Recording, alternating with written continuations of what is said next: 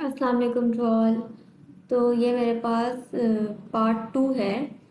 जो मैंने first video डाली थी उसमें मैंने सम एक्सेल फार्मूलाज कोई 6 बताए थे और बाकी 6 मैं यहाँ डिफाइन कर रही हूँ। तो ये पार्ट 2 है। तो इसमें जो है मैं 6 फार्मूलाज के बारे में बताऊँगी। Length, count, counta, countif, large and small. तो वन बाय वन स्टार्ट करते हैं लेंथ से।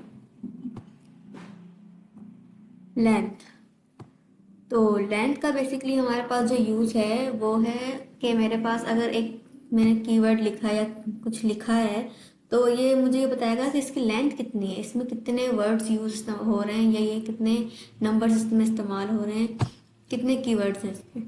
ठीक है, तो इसके लिए मैं फॉर्मूला लगाऊंगी इज इक्वल्स टू लेंथ की जो शॉर्ट फॉर्म यूज करूंगी मैं लेंथ एंड LEN। ठीक है, देन मैं टैब प्रेस करूंगी और यहाँ पर टेक्स्ट लिखूंगी कि मुझे किस टेक्स्ट की लेंथ मालूम करनी है। Then press enter. तो मेरे पास ये लेंथ बता देगा कि 13 इसकी लेंथ है, इसमें 13 डिजिट्स हैं।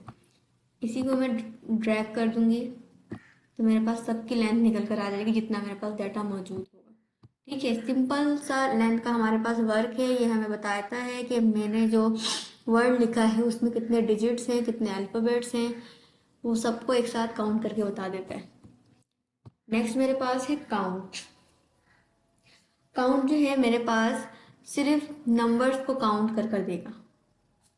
लेंथ, लेंथ मेरे पास जो है ओवरऑल काउंट कर रहा था, लेकिन जो काउंट है वो मेरे पास वो मुझे बताएगा मेरे पास कितना डाटा मौजूद है, उनको काउंट करके बताएगा। ठीक है, लेकिन सिर्फ नंबर्स का डाटा, अगर मेरे पास कोई अल्फ़ाबेट्स का डाटा मौजूद है वो उनको काउंट नहीं करेगा। मेरे पास कोई ब्लैंक ब्लैंक सेल है तो वो उसको भी काउंट नहीं करेगा। यहाँ मैं फॉर्मूला लिख कर दिखाती हूँ is equals to count tab. यहाँ मैं अगर यहाँ स्टूडेंट नेम्स को सिलेक्ट करती हूँ देन मैं प्रेस एंटर करती हूँ तो इसने यहाँ पे जो मेरे पास आंसर दिया वो ज़ीरो में दिया, यानी कि मेरे पास यहाँ पे एक भी नंबर नहीं है, एक भी नंबर का सेल नहीं है। अब अगर मैं सेम इसी तरह यहाँ पे इज इक्वल्स टू काउंट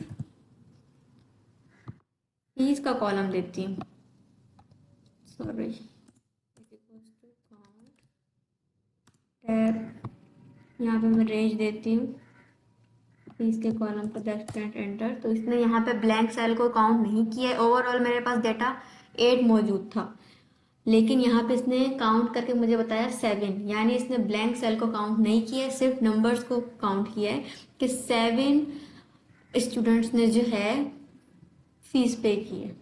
ठीक है, इसी तरह मेरे पास आ जाएगा काउंटा। काउंटा में मैं क्या करती हूँ, ये जो है मेरे पास टेक्स्ट को भी काउंट करेगा, मेरे पास नंबर को भी काउंट करेगा, लेकिन सिर्फ ये ब्लैंक सेल्स को काउंट नहीं करेगा।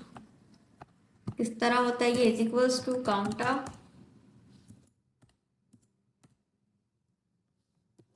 टैब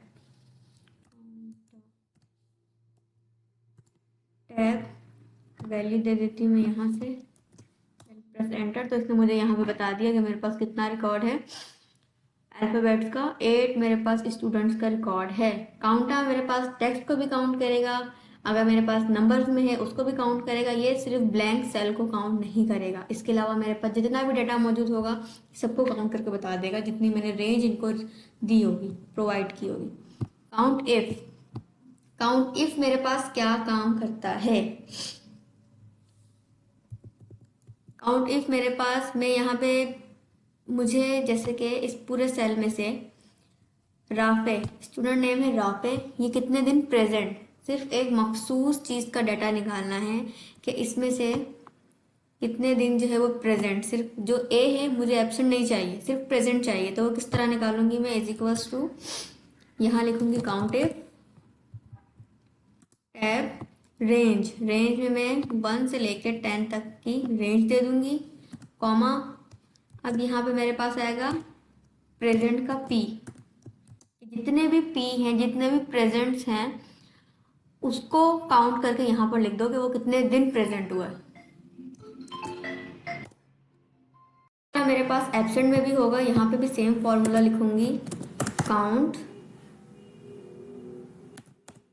इफ रेंज आ जाएगी मेरे पास यहाँ से यहाँ तक की। देन यहाँ पे मुझे क्या चाहिए, सिर्फ एब्सेंट की चाहिए, तो मुझे बता देगा कि हाउ मैनी एब्सेंट्स डेज, वो मुझे यहाँ बता देगा। 3 दिन वो एब्सेंट रहा है और 7 डेज में जो है वो आया है। ठीक है, तो से इसको मैं सीधा ड्रॉप डाउन कर दूंगी, ड्रैग कर दूंगी, तो इसने मुझे यहाँ पे बता दिया कि कितने दिन वो जो है प्रेजेंट रहा है और कितने दिन वो एब्सेंट रहा है। तो काउंट इफ का हमारे पास वो काम होता है कि मैं किसी एक चीज जो है पूरे डाटा में से सिमिलर चीजें जो होती है उनका मुझे काउंट चाहिए, उनका सम चाहिए, काउंट चाहिए कि वो कितनी है, कितनी मिकदार में है। तो उस स्पेसिफिक चीज को फाइंड करने के लिए, काउंट करने के लिए मैं यूज करती हूँ काउंट इफ का। 5वीं चीज है मेरे पास लार्ज हमारे पास क्या काम करता है, सब नंबर्स में से, सब डाटा में से सबसे लार्ज वैल्यू जो होगी मेरे पास, ये उसको फाइंड करके देगा। फॉर्मूला लिखते हैं, इज इक्वल्स टू लार्ज का कीवर्ड यूज करती हूँ, टैब एरे देती हूँ। अब यहाँ पे मैंने क्या डिफाइन करना है कि सबसे बड़ी वैल्यू कौन सी है पहले नंबर पे, 1 लिख दूंगी मैं, 9800। ठीक है, अब इसी फॉर्मूले को चेंज कर देते हैं, is equals to large bracket range, दूसरे नंबर पे सबसे बड़ी वैल्यू कौन सी है, 9000।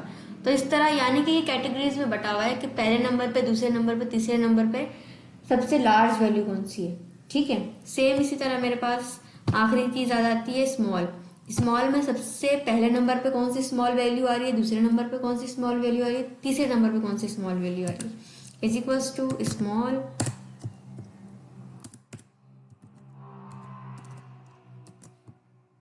यहाँ पे एरे लिख देते हैं, रेंज, और देन यहाँ पे मैं लिख देती हूँ पहले नंबर पे। तो मेरे पास पहले नंबर पे सबसे स्मॉल वैल्यू जो आ रही है वो 2000 आ रही है। ठीक है, इसी तरह हम जो है सेकंड नंबर पे मालूम कर लेंगे, सेकंड नंबर पे 4000। तो इसकी भी कैटेगरीज हैं कि पहले नंबर पे, दूसरे नंबर पे, तीसरे नंबर पे सबसे स्मॉल वैल्यूज कौन सी होती है, और लार्ज का भी सेम इसी तरह है कि सबसे पहले नंबर पे लार्ज वैल्यू कौन सी आ रही है, सेकंड नंबर पे कौन सी आ रही है और थर्ड नंबर पे कौन सी आ रही है।